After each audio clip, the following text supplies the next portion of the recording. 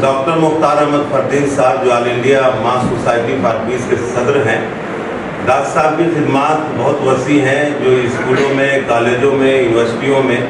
یا بیرون ریاست سے آنے والے یا بیرون ملک سے آنے والے مہمانوں کا استقبال کرتے ہیں، اور ان کے ساتھ جو ہے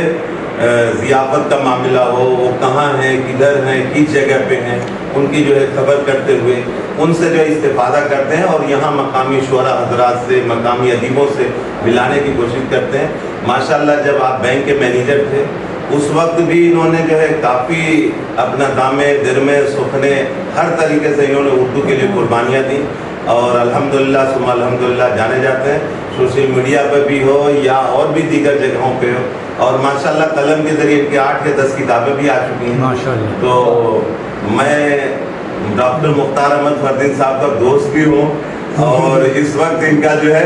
میزبان بھی ہوں، مہمان بھی ہوں. تو میں اپنی طرف سے ڈاکٹر مختار احمد فردین صاحب کی طرف سے میڈم کا، فہیم صاحب کا، اور جتنے بھی حاضرین ہیں سب کا جو ہے all India Urdu mass society for peace کی طرف سے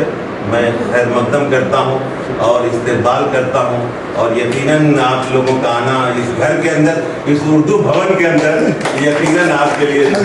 باعث رحمت ہے اور ہم سبوں کے لیے رحمت ہے. اب میں ڈاکٹر مختار احمد فردین صاحب سے گزارش کرتا ہوں کہ سبھی لوگوں کی جو ہے یہ بڑی خوشی